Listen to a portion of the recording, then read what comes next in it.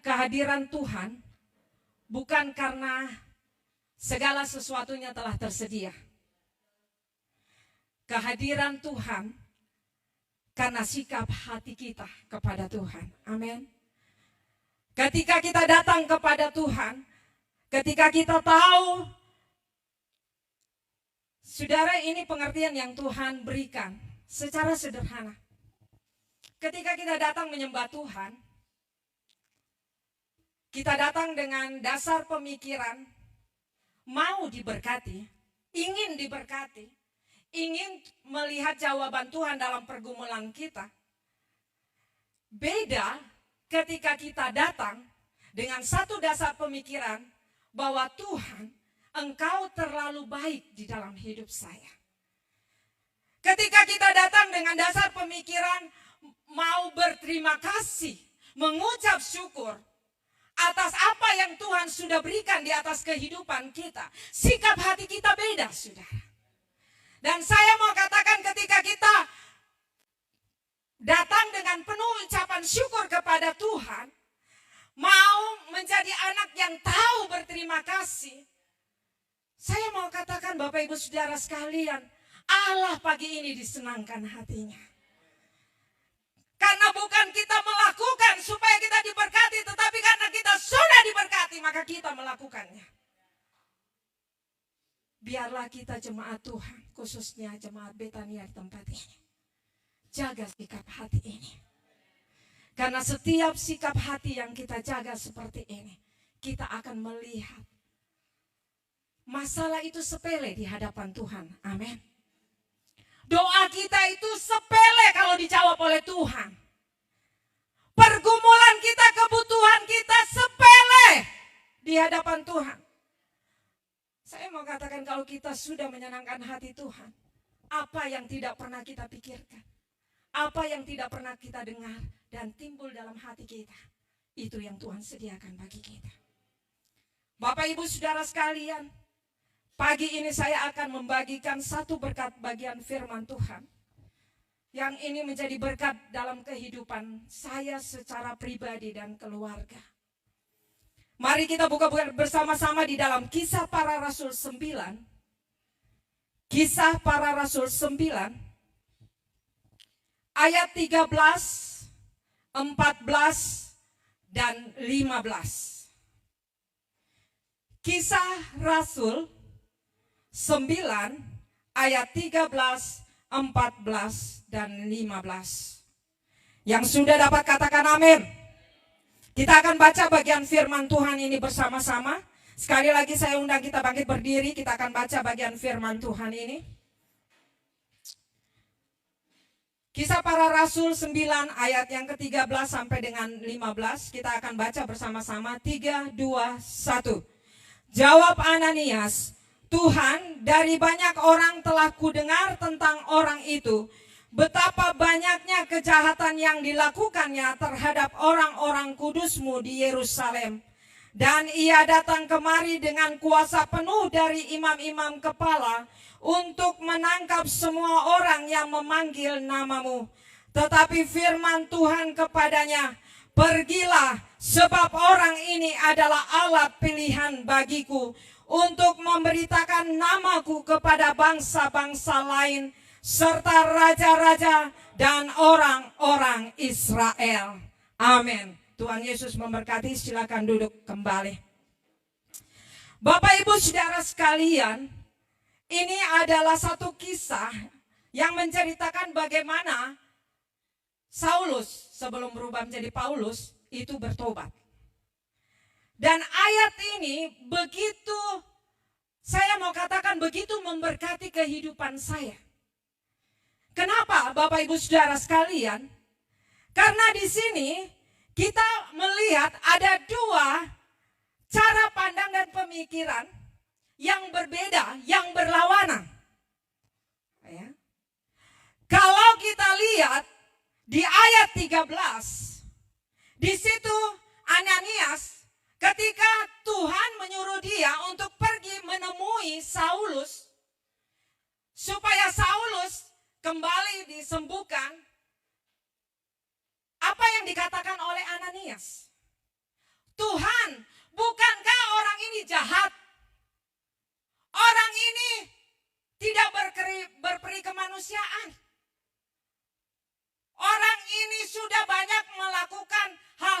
tidak baik kepada kita, murid-murid Tuhan, pengikut Tuhan, gereja Tuhan. Jahat. Dia bukan hanya mengejar dan menangkap, tetapi dia juga membunuh dan bahkan saksi sebuah pembunuhan. Tetapi apa yang selanjutnya kita lihat di ayat yang ke-15.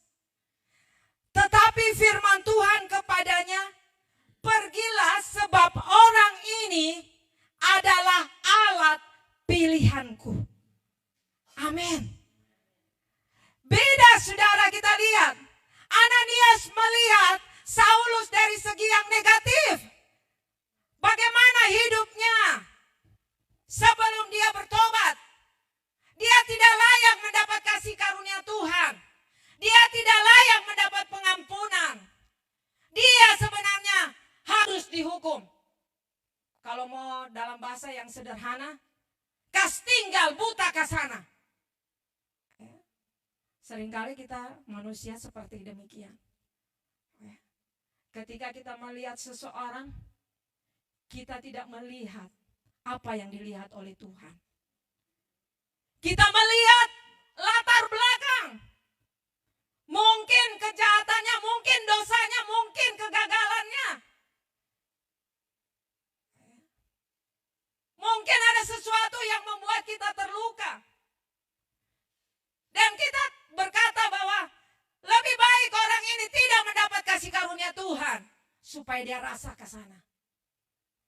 Taubat. Saya dulu punya anak sekolah minggu di Jailolo. Saudara, kalau dia lihat ada sesuatu yang seperti dia punya kakak-kakak pelayan, itu dapat tegur, dia datang ke sana langsung dia bilang, pobat. Ya, bukan taubat tapi pobat. Biasa kita seperti itu. Tetapi satu hal yang sangat memberkati saya secara pribadi, dan saya ingin kita membagikan ini kepada Bapak Ibu Saudara sekalian. Cara pandang Tuhan beda. Ananias boleh memberikan penilaian kepada Saulus dari latar belakang Saulus yang tidak bertobat. Allah juga bukanlah Allah Tuhan yang diktator. Ya. Dia menghargai penilaian Ananias. Tetapi dia berkata, Tuhan tidak lihat masa lalu daripada Saulus. Apa yang dia sudah lakukan kepada jemaat Tuhan. Apa yang dia sudah lakukan membuat orang susah. Istilahnya seperti demikian. Allah tidak lihat itu. Karena Allah lihat sekarang dan masa depan. Amin. Haleluya. Ini pelajaran yang luar biasa Bapak Ibu Saudara sekalian. Saya memberikan judul bagian firman Tuhan ini. Lain dulu, lain sekarang. Amin. Dengan satu kata, beda. Disimpulkan dengan satu kata beda, saudara. Lain dulu, lain sekarang. Manusia kita sering melihat dulu. Dia itu seperti apa? Dulu. Saya ini seperti apa? Tetapi Allah ketika dia menyelamatkan kita, dia punya rencana dan rancangan besar di atas kehidupan kita. Boleh saja orang menilai seberapa hancur hidupmu, seberapa berdosanya engkau, seberapa tidak bergunanya engkau. Tetapi saya mau katakan, hari ini Tuhan melihat engkau berbeda. Tuhan melihat engkau berbeda. Ya. Lain dulu, lain sekarang. Lain dulu, lain kali ini. Kenapa? Karena penilaian Tuhan itu dahsyat buat kita. Allah merancangkan segala sesuatunya di atas kehidupan kita. Menyelamatkan kita, memberkati kita di saat ini. Untuk menjadikan hidup kita menjadi berkat bagi banyak orang. Amin. Oh, di dunia, di luar, orang di luar sana, mereka selalu melihat bukti daripada hidup kita. Mereka menuntut bukti. Ketika kita berkata, saya dulu berbeda dan sekarang juga berbeda. Lain, saya dulu lain, tapi sekarang saya lain.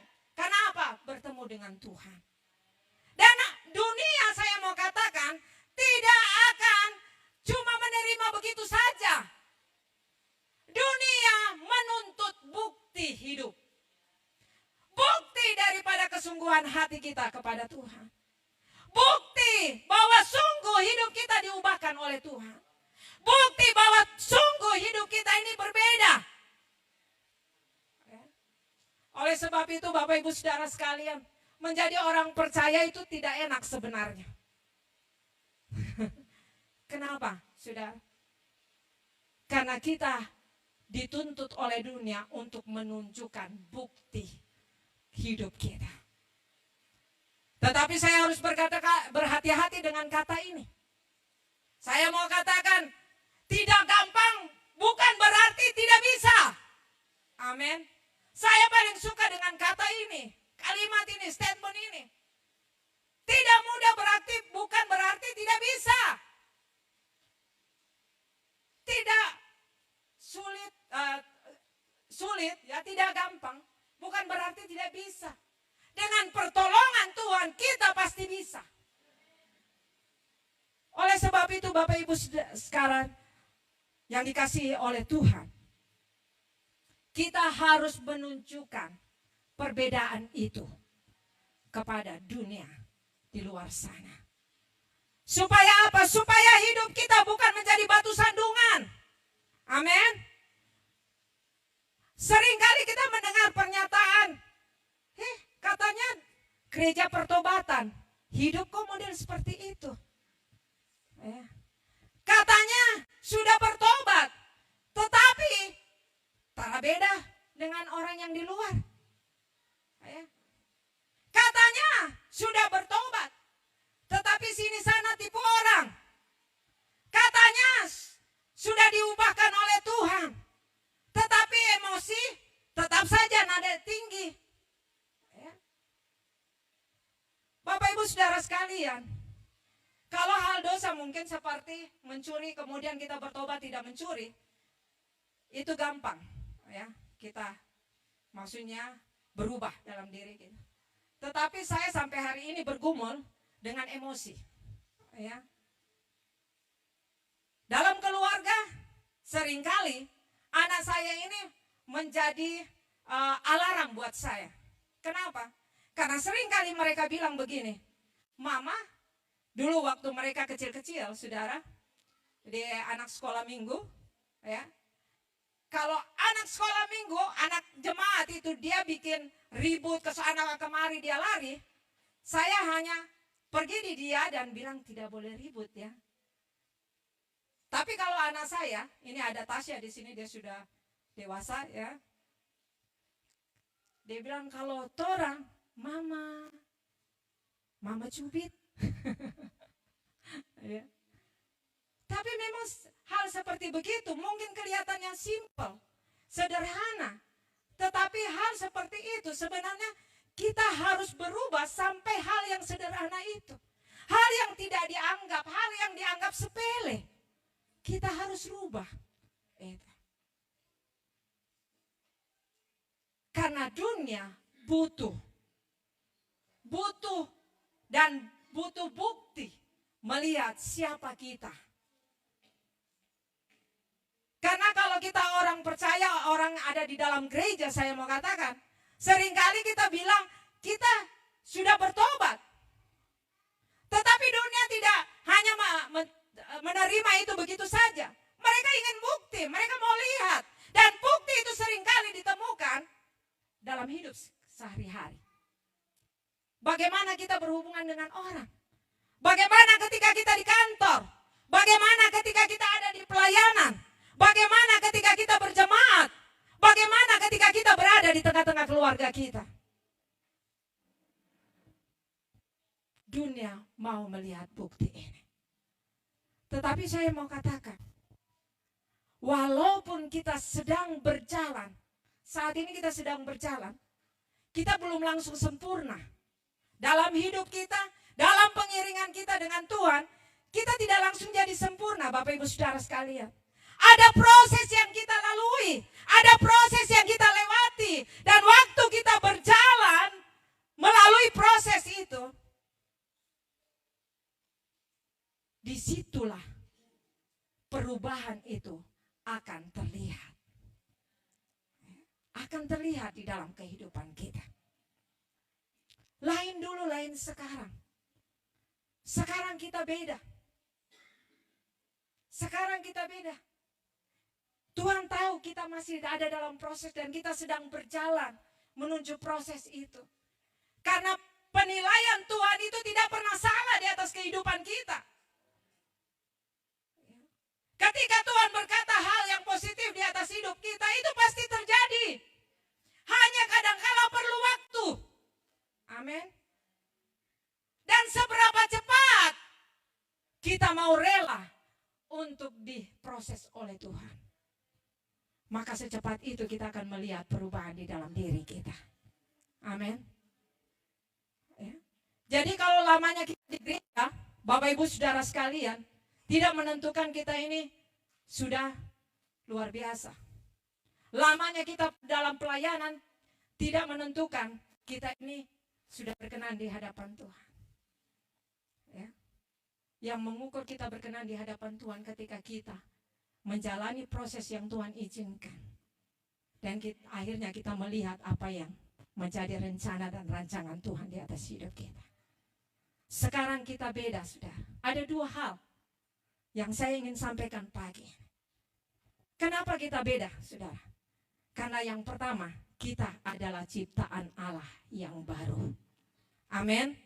2 Korintus 5 ayat 17. Tolong multimedia untuk menampilkan ayat ini.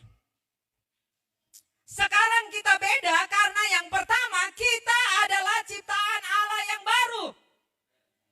Ya. Kita akan baca bagian firman Tuhan ini bersama-sama, 2 Korintus 5 ayat 17. Ya. Silakan Bapak Ibu Saudara sekalian baca, 1, 2, 3.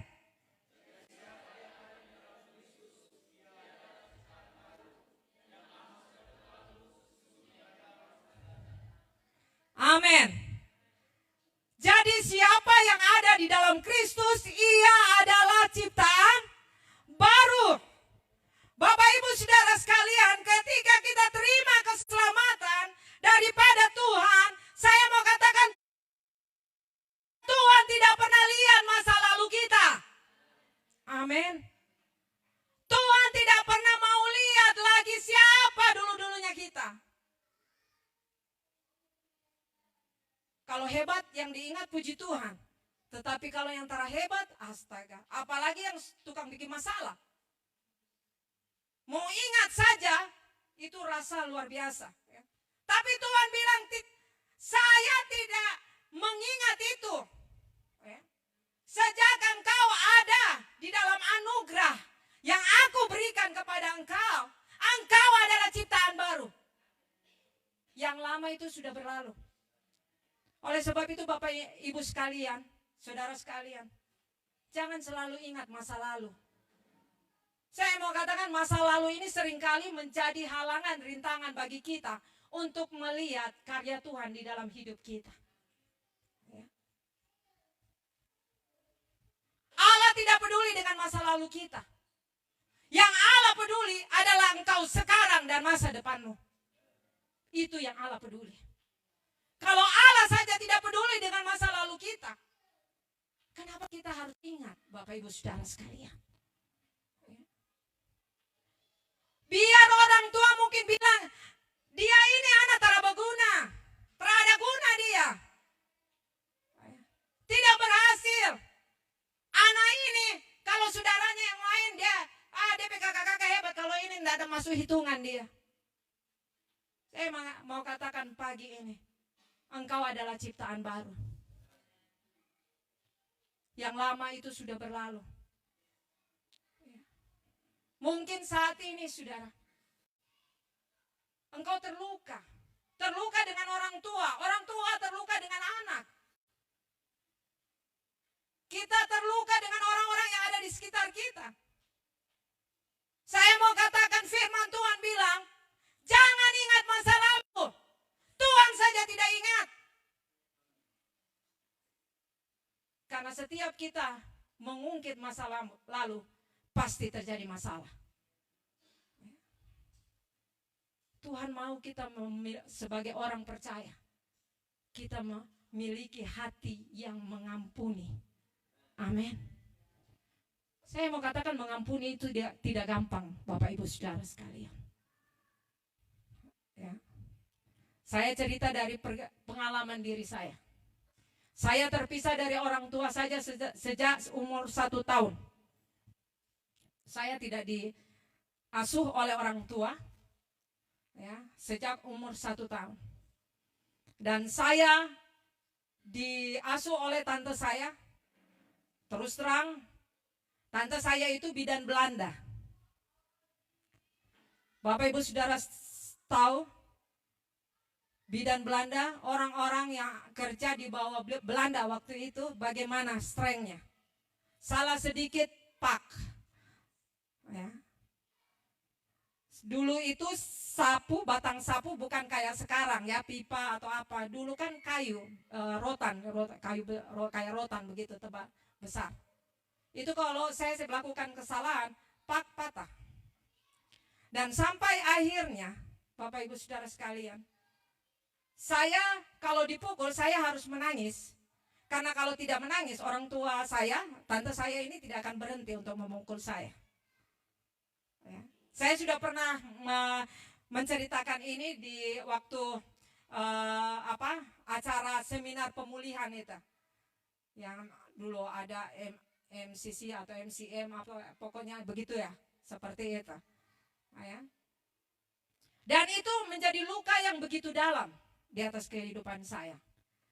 Saya bukan dipukul karena mencuri uang, ya, melakukan hal-hal yang dalam tanda kutip dosa, tidak, saudara.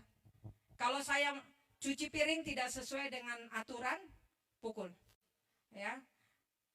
Tidak mengerjakan tugas setiap hari di dalam rumah, pukul, ya, seperti itu.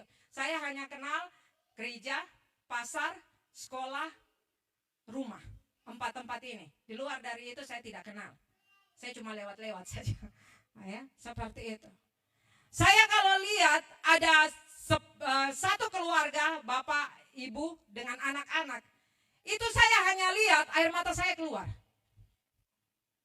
Ya, dan kemudian pada usia saya 17 tahun, singkat cerita, saudara, saya bertemu kembali dengan orang tua. Ya, waktu itu saya ke Sorong. Bapak Ibu Saudara sekalian, sejak umur saya 1 tahun lost kontak sampai umur 17 tahun. Saya lupa wajah orang tua dan saudara-saudara saya. Waktu itu masih naik kapal, ya. Saya naik kapal, saya turun dari kapal. Banyak orang di tangga, ya, di bawah, di darat, tapi di sekeliling tangga. Ketawa-ketawa, kayak senang begitu. Saya hanya muka kering-kering. Karena apa? Karena saya tidak tahu itu keluarga saya. Ya. Yang waktu mencari saya itu adalah Kanyong, Pendeta Kris. Dia yang ambil saya ke atas dan kemudian bawa turun. Dan waktu saya berhadapan dengan papi saya, dengan mami saya, kakak saya harus menjelaskan, ini mami, ini papi. Bapak Ibu Saudara sekalian bisa membayangkan, ini kakak Nona, ini Michael, ini si A, ini si B. Dan saudara, saya hanya cipika-cipiki senyum. Dan tidak ada sesuatu rasa bagaimana-bagaimana, saudara. Satu kali Tuhan panggil saya masuk. Saat itu masuk ke Sati. Bapak Ibu Saudara sekalian, saya sudah melayani Tuhan. Saya sudah khotbah kemana-mana, saudara. Tapi saya masih sekolah. Ya.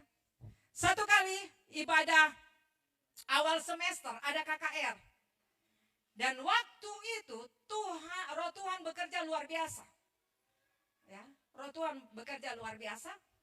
Saudara, banyak sekali pemulihan terjadi. Mahasiswa yang terluka, mahasiswa yang luka batin, ya, berbuat dosa, maju ke depan dan minta ampun, minta didoakan. Saudara, saya itu, kaki saya itu kayak seperti dilem. Saya tahu bahwa, oh, kayaknya saya harus didoakan. Tetapi saya tidak mau maju. Ya. Saudara, dan saya bukan didoakan di waktu ibadah. Karena terlalu lamanya ibadah KKR, saya keluar. Alasan, pergi toilet. Ya, biasa begitu ya, mahasiswa ya. Mahasiswa ketawa. Ya. Keluar, padahal sebenarnya tidak rasa kincing.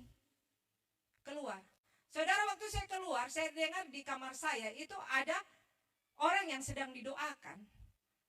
Karena saya kepala kamar, ketua kamar, saya cek. Waktu saya masuk, saudara, kakak tingkat ini langsung tunjuk saya dan kemudian, kamu harus didoakan. Saudara, saya bilang, ya kalau mau didoakan silakan doa. Saya duduk dan berlutut. Waktu selesai, mereka berbahasa roh dan kemudian tumpang tangan, bicara macam-macam, saudara. Saya cuma bilang, Tuhan terima kasih, haleluya. Karena saya merasa bahwa saya tidak ada sesuatu yang perlu diselesaikan. Ya. Satu kali, karena dia lihat saya cuma haleluya, puji Tuhan, haleluya, puji Tuhan. Saudara, kemudian kakak tingkat ini Tuhan kasih hikmat. Tuhan bilang begini kepada saya, kepada kakak tingkat ini, doakan dia untuk bisa mengampuni. Saudara, terus terang, saya waktu dengar mengampuni, saya bilang, mau ampuni siapa? Ini saya mau cerita bahwa tidak mudahnya untuk mengampuni. Kadangkala kita merasa bahwa kita sudah mengampuni, tetapi di hadapan Tuhan itu belum beres. Karena apa, saudara? Setiap kali saya berbicara tentang orang tua, keluarga, dan semua kebahagiaan yang mereka alami, itu menjadi kepahitan. Telan ludah aja sakit. Air mata saya cepat jatuh kalau berbicara tentang keluarga, saudara. Tapi waktu itu saya bilang, saya mau mengampuni siapa? Saya fine-fine aja. Saya dengan orang tua saya juga sudah ketemu. Saya dengan saudara-saudara saya. Kemudian kakak tingkat ini berbicara. Roh Tuhan bilang kepada saya, kamu harus mengampuni mama kamu. Saudara, waktu dia bilang begitu, saya ini di pikiran saya sudah mengampuni. Buktinya kemarin. Nah, sekarang juga orang tua saya yang sponsori saya masuk Sati. Tidak ada masalah. Ya, saya baku lawan dengan roh Tuhan, saudara. Tidak ada masalah. Sudah kuat. Ya. Kakak tingkat saya ini bilang begini. Ikuti doa saya. Tuhan Yesus, saya mengampuni, sebut nama mama kamu. Saya ikut, Tuhan Yesus, ya Tuhan Yesus, saya mengampuni mama saya. Saudara, waktu mengampuni, yang kalimat awalnya itu begitu lancar. Waktu bilang mama, itu seperti ada yang menutup mulut saya. Ya, saya di sini, saya mau bilang mama, tapi mulut saya terkatup. Saya tidak bisa menyebut nama mama saya. Saya berpikir saya sudah mengampuni, tapi di bawah alam sadar saya, pengampunan itu tidak tulus. Saya tidak bisa menyebutkan nama mama saya. Itu waktu dia bilang, sebut nama kamu, sebut nama mamamu. Ya. Saya sampai mau bilang, buka mata ke dia, saya mau bilang, ini saya mau bilang tapi tidak bisa bilang. Saudara, saya tidak tahu kenapa firman ini saya sampaikan pagi ini. Ya. Terus terang banyak khotbah yang saya lihat, ya, dan persiapkan. Tetapi Tuhan mau saya menyampaikan ini. Dan Tuhan bilang bicara tentang mengampuni. Saya tidak tahu, saudara. Ya. Dan saya mau ceritakan, pengampunan itu tidak gampang. Ya. Saya begitu terkatup mulut mulut saya tidak bisa bilang, saudara. Dan akhirnya kakak tingkat saya, beberapa orang berdoa buat saya. Dan kemudian saya dituntut. Waktu saya ditolong supaya saya bisa mengucapkan nama mama saya. Dan ketika saya berusaha, Tuhan tolong saya mengampuni.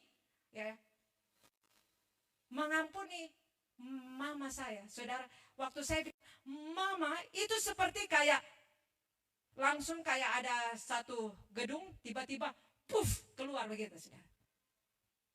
Ya. Dan waktu saya menyebut mama saya, nama mama saya yang sederhana itu, saya merasa seperti beras yang saya pikul selama ini mungkin 50 kilo, saudara. Itu langsung kayak Tuhan angkat. Dan ketika saya mengampuni, saya mau katakan, saya terbebas. Ya. Tuhan tidak lihat dulunya saya dengan segala kepahitan. Mungkin saya merasa saya dibuang, saya tidak diperhitungkan. Sampai saudara, waktu saya merasa bahwa saya dibuang oleh orang tua saya berjanji dalam diri saya akan belajar baik-baik, saya akan tunjukkan bahwa anak yang terbaik itu yang dibuang. Saudara, kelihatannya bagus, tapi sebenarnya itu tidak bagus. Saya tahu waktu saya menjalani semuanya itu proses yang Tuhan izinkan. Waktu Tuhan berkata, kamu ciptaan baru. Ya. Yang lama itu jangan bawa. Lihat apa yang menjadi rencana Tuhan hari ini dan ke depannya. Manusia bisa menilai kita negatif, tetapi rancangan Tuhan itu yang terbaik bagi kita. Ketika kita dengar firman Tuhan, apa yang harus Tuhan mau kita bereskan itu. Amin. Bereskan itu, saudara. Karena Tuhan mau yang lama-lama itu jangan tong bawa. Ya. Hidup yang lama-lama itu jangan tong bawa. Mulai sekarang Tuhan, ini aku hidup untuk Tuhan. Apa yang Tuhan mau, itu yang kita lakukan. Amin. Jangan peduli apa kata orang, peduli apa kata Tuhan. Karena yang memberikan kita hidup dan masa depan adalah Tuhan. Ya.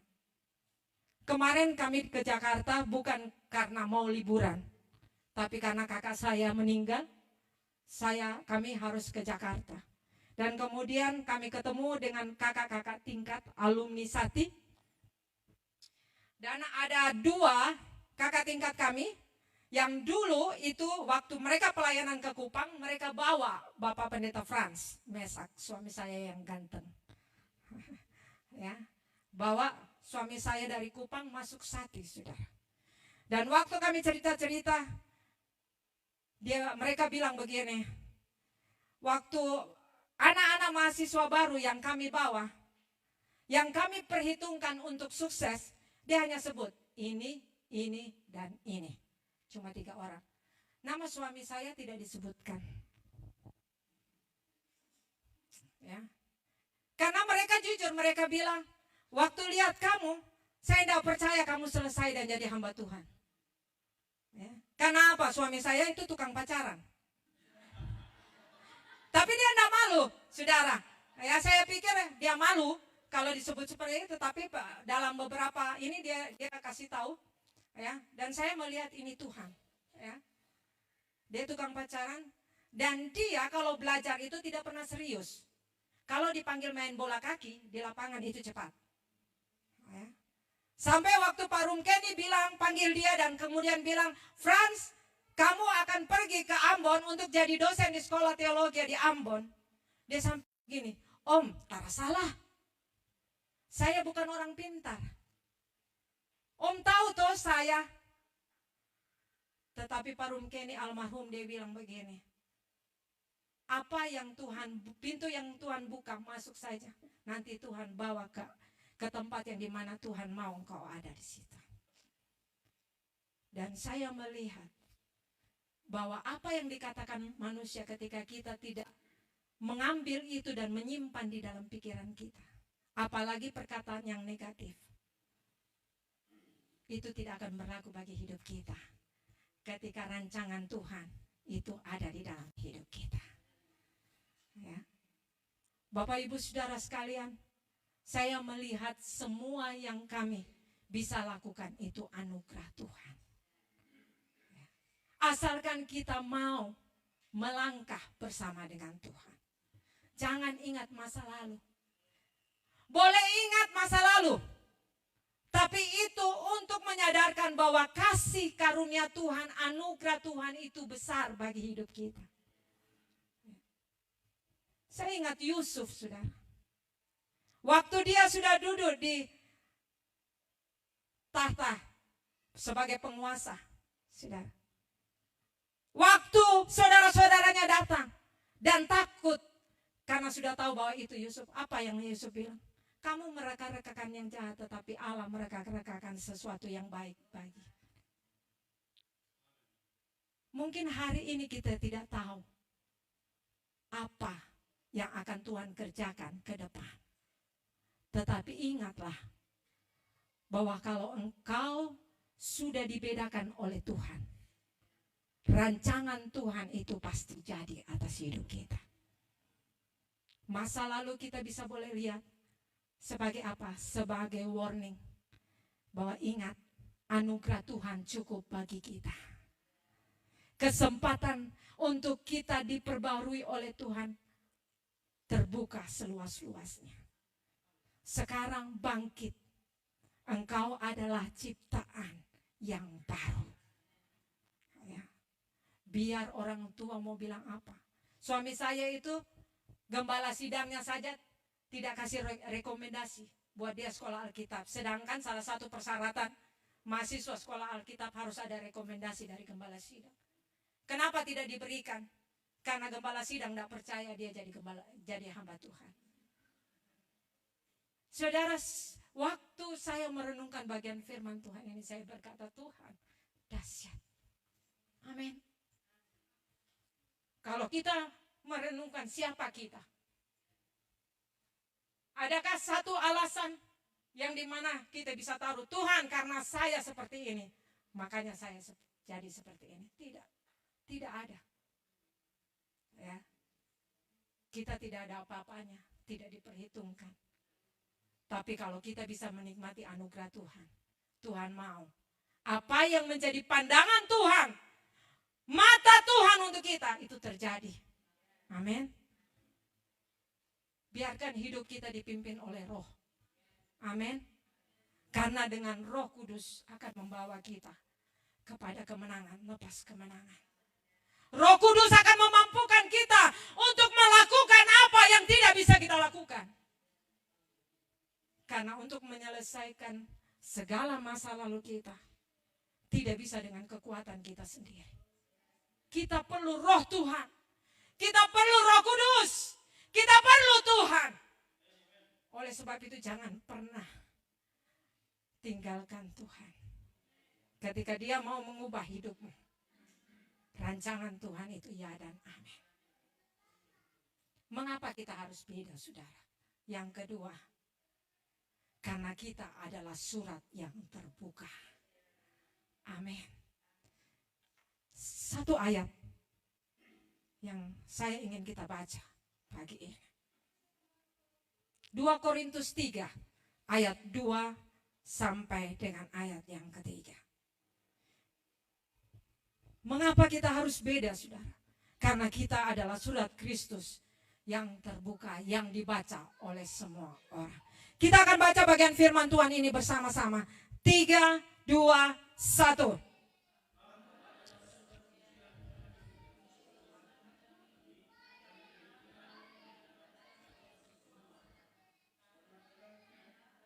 Silakan.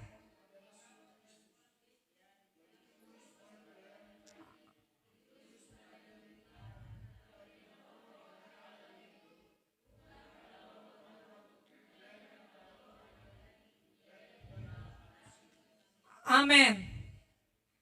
Kita harus beda karena kita ini surat Kristus yang terbuka. Di awal daripada renungan saya, khotbah saya berkata bahwa dunia butuh mau melihat bukti.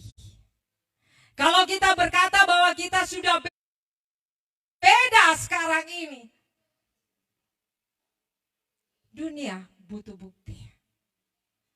Oleh sebab itu kita harus menjalani hidup ini dengan yang berbeda. Amin. Karena orang akan melihat kehidupan kita. Dan ketika mereka melihat kehidupan kita, mereka tahu siapa Allah kita. Amin. Jadi sebenarnya dunia akan melihat Tuhan itu melalui kita, Bapak Ibu Saudara sekalian. Ya. Dunia akan melihat bahwa Tuhan itu adalah Allah yang mencukupi ketika kita hidupnya diberkati oleh Tuhan. Saya mau katakan diberkati bukan berarti kita kaya raya. Tidak. Diberkati ketika kebutuhan kita dicukupi oleh Tuhan. Dunia akan tahu bahwa Allah kita adalah Allah yang dahsyat. Allah yang memelihara kehidupan anak-anaknya. Bapak Ibu Saudara sekalian, masa pandemi, yang punya sidang masih puji Tuhan. Kami tidak ada sidang. Tetapi saya mau katakan, selama hampir 3 tahun masa pandemi, suami saya biasanya pelayanan, kami biasa diundang pelayanan ke beberapa tempat. Tetapi waktu itu semua tutup. Kenapa? Karena tidak bisa untuk melakukan ibadah. Kami tidak punya sumber keuangan, tapi kami punya sumber berkat. Bapak Ibu Saudara sekalian, kalau saya menceritakan kebaikan Tuhan, terima kasih. Kalau saya mau menceritakan kebaikan Tuhan, saya mau katakan mujizat Tuhan itu berulang-ulang terjadi di atas kehidupan kami. Saya pernah masuk, dan ini sudah mungkin saya pernah ceritakan, saya masuk ke ATM, dana di rekening saya hanya untuk tahan supaya rekening itu tidak ditutup. Tapi waktu saya kasih masuk kartu ATM, saya cek saldo ada nilai 3 juta. Waktu itu diberikan, ditransfer. Saya cari tahu siapa yang punya uang ini. Dan kemudian akhirnya sampai kepada saya print out rekening koran di bank. Karena kalau print out rekening dapat tahu siapa yang transfer. Saya lihat satu nama dan kemudian saya telepon nama itu. Saya mengucapkan terima kasih dan saya berbicara kepada dia terima kasih untuk berkatnya. Bapak Ibu Saudara sekalian, apa yang dia katakan, saya tidak pernah transfer uang. Tahun 2 Baku Malawang. Kita bilang namanya ngana di situ. Dia bilang kita biar ada kita penama, tapi kita tidak pernah pergi untuk transfer uang. Ya. Kita tidak pernah melakukan transfer uang dalam 1 minggu ini. Dan akhirnya Tuhan berbicara dalam hidup saya. Saya kalau mau transfer buat ngana harus pakai namanya manusia. Kalau saya tulis nama saya, bukan ngana saja yang kaget, satu bank kaget. Tepuk tangan untuk Tuhan Yesus. Di situ saya bilang benar Tuhan. Amin. Bapak Ibu Saudara sekalian, saya tidak tahu bikin kue, saya tidak suka masak. Kalau suami saya ada di sini pasti dia amennya paling keras karena dia tahu saya. Tapi masa pandemi mengajar saya untuk melakukan apa yang saya tidak bisa. Saya harus paksa diri untuk melakukan. Saudara, kenapa saya ceritakan ini? Karena saya mau katakan bahwa pertolongan Tuhan buat saya itu bukti bahwa pemeliharaan Tuhan, ya dan amin. Ya. Saudara, waktu itu aglonema tren, ya. Saya baca-baca orang beli di Jawa online, banyak penipuan. Saya bilang, Tuhan, doi cuma sadiki. Kalau dapat tipu lagi mau pakai doi apa? For beli DP ini tanaman. Tapi waktu itu itulah Tuhan. Kalau kita libatkan Tuhan, Tuhan akan tolong kita. Itu pelajaran yang luar biasa yang Tuhan taruh di atas hidup saya. Saudara, saya beli aglonema. Saya memang ditipu, ada 2 kali saya ditipu. Tetapi nilainya tidak besar karena uang saya juga memang sedikit. Nah, ya. Kalau saya kirim besar pasti saya ditipu dengan nilai yang besar. Tapi tidak. Saya 2 kali, kemudian saya bilang, Tuhan, saya mau pesan ini. Tuhan, tolong supaya saya tidak ditipu. Saudara, bunga itu datang. bagus, ya. Anak saya Angel, dia bagian periklanan, ya. Dia taruh di Facebook online, saudara. Dan satu kali kami punya kebutuhan. Satu kali selesai ibadah, ada satu jemaat. Ibu Christine, Tom mau pergi di rumah. Oh, mau pergi di rumah? Iya. Mau itu ada mau pergi balia bunga. Oh iya, puji Tuhan. Itu ada mau beli mungkin 2 sto. Kalau tidak biasa begitu 2, nanti lebih 3 sto, begitu. Saya oh iya, puji Tuhan. Jadi kemudian kami pergi di rumah. Saudara, tidak ada yang tahu bilang kami punya kebutuhan, tapi Tuhan tahu. Ya. Waktu mereka turun, saudara cerita, dia lihat, ih bunga ini gagah ya. Istrinya bilang begini, ambil Jo. DP laki bilang gitu. Dia ambil. Waktu istrinya ambil, suaminya lihat begini, Ma, yang sana itu bagus. Oh, istrinya bilang, mau ambil? Yuk ambil Jo. Saudara, dia bawa pot bunga waktu itu 13 pot. Dengan total bunga yang mereka beli 2 juta. Saudara. Haleluya. Saudara, kalau orang mau berpikir ya, masa pandemi beli bunga 2 juta itu bodoh. Betul tidak? Bodoh. Makan saja susah kok beli bunga. Berasa habis mau makan bunga. Tapi Tuhan tahu saya punya kebutuhan. Ya. Saudara, itu dia sudah beli dengan nilai 2 juta. Saya kasih bonus beberapa pot lagi ke sana. Dan waktu selesai, saya bilang, Tuhan dahsyat. Masa pandemi orang susah doi. Kong hari ini orang datang beli bunga saja 2 juta. Saudara, waktu saya selalu merenungkan kebaikan Tuhan untuk hal ini. Saya bilang, Tuhan, Engkau terlalu baik. Kadangkala kita baru tekanan sedikit aja kita sudah kecewa dengan Tuhan. Baru persoalan, tadi pagi gembala sidang, ibu gembala enggak kasih senyum saja susah hati. Sudah mau masuk gereja. Ya. Dapat tantangan sedikit saja, kita sudah mulai lemah. Kalau seperti itu, bagaimana kita mau bersaksi tentang Tuhan kita yang dahsyat? Saya bersaksi ini bukan karena saya hebat, Bapak Ibu Saudara sekalian, tidak. Saya di awal-awal sebelum Tuhan melakukan mujizat banyak di masa pandemi, saya juga kecewa dengan Tuhan. Saya suka menyaksikan ini. Masa pandemi saya kecewa dengan Tuhan. Kenapa? Saya bilang, Tuhan, apa dosa saya? Apa dosa keluarga saya? Sehingga sepertinya rasanya setengah hidup, setengah mati. Saya marah dengan Tuhan. Hamba Tuhan loh. Biasa kasih firman, konseling orang, doakan orang. Bisa ada dari titik ini. Sampai saudara, kalau saya dipanggil suami saya untuk doa, kami doa pagi 1 jam penyembahan pagi setiap hari, keluarga saya berdoa penyembahan 1 jam. Saudara, saya tidak ada lagi penyembahan yang naik. Tawar. Saya bilang, Tuhan, kalau saya berdosa, saya salah, saya akui. Tapi ini mana? Saya sampai hitung-hitungan sama Tuhan. Saya bikin dosa apa Tuhan? Saya bikin dosa apa? Saya mau cerita ini karena manusianya kita seperti begitu. Saya bilang, saya dosa apa Tuhan? Saya kecewa dengan Tuhan. Saya marah dengan Tuhan. Saya jadi tawar dengan Tuhan. Tapi Tuhan itu Allah yang lemah lembut. Tuhan tidak pukul saya. Tuhan tidak buat saya ada mengalami insiden apa, kejadian apa, kemudian akhirnya saya bilang, mungkin tidak bisa bangun dari tempat tidur, dan Tuhan ampuni saya, tidak. Tuhan itu lembut. Satu kali selesai saya bersihkan rumah apa semua, saya duduk, ya.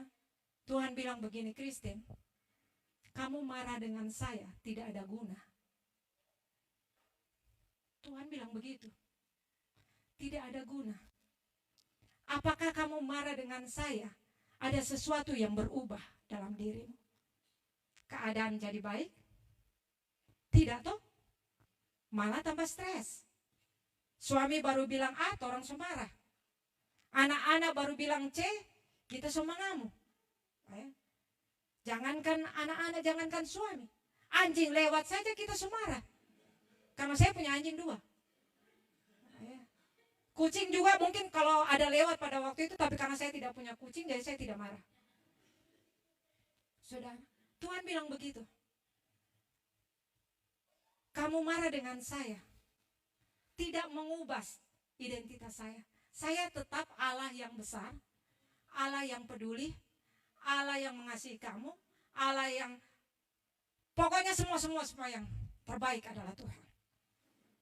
Di situ saya mulai hancur hati di hadapan Tuhan. Saya bilang, Tuhan, ampuni saya. Selama ini saya hanya melihat saya.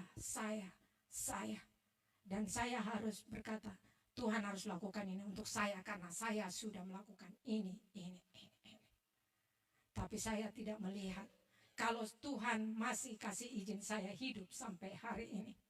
Tuhan tidak mungkin beri saya kehidupan kalau Tuhan tidak bertanggung jawab dengan makan minum pakai saya.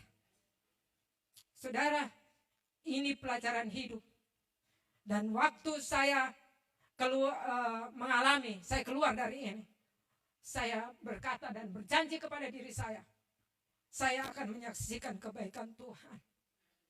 Saya akan menceritakan, Tuhan mengerti ketika kita mungkin marah dengan Tuhan, kecewa. Tuhan mengerti, saudara. Luka yang ada, Tuhan mengerti. Tuhan itu paling mengerti kita. Dan Tuhan tidak meninggalkan kita. Mungkin kita meninggalkan dia, tetapi dia tidak pernah meninggalkan kita. Dan kalau Tuhan tahu hati kita, dia tidak pernah membiarkan kita pergi jauh. Pasti ada cara-cara Tuhan untuk membuat kita kembali. Karena apa? Janji Tuhan adalah memberkati kita. Janji Tuhan untuk melakukan hal-hal yang besar bagi kehidupan kita. Oleh sebab itu Bapak Ibu Saudara sekalian, jangan pernah lihat masa lalu. Lihat masa sekarang dan masa depan. Setiap janji Tuhan ya dan amin. Pegang itu. Lakukan firman, hidup di dalam roh. Maka engkau akan melihat apa yang menjadi rencana Tuhan bagimu terjadi. Mari Bapak Ibu Saudara sekalian, bangkit berdiri di hadapan Tuhan. Haleluya Yesus. Terima kasih. Saya tahu dan saya percaya pujian hari ini temanya tentang Tuhan yang baik. Dan Tuhan sudah mempersiapkan itu supaya kita datang di hadapan Tuhan. Kita hanya mengingat, Tuhan engkau terlalu baik bagi saya. Jangan lagi ingat masa lalu. Jangan lagi simpan perkataan-perkataan yang membuat engkau terluka. Tetapi simpan janji firman Tuhan bahwa engkau adalah ciptaan baru. Engkau akan melihat yang terbaik Tuhan akan lakukan di atas hidup. Karena Dia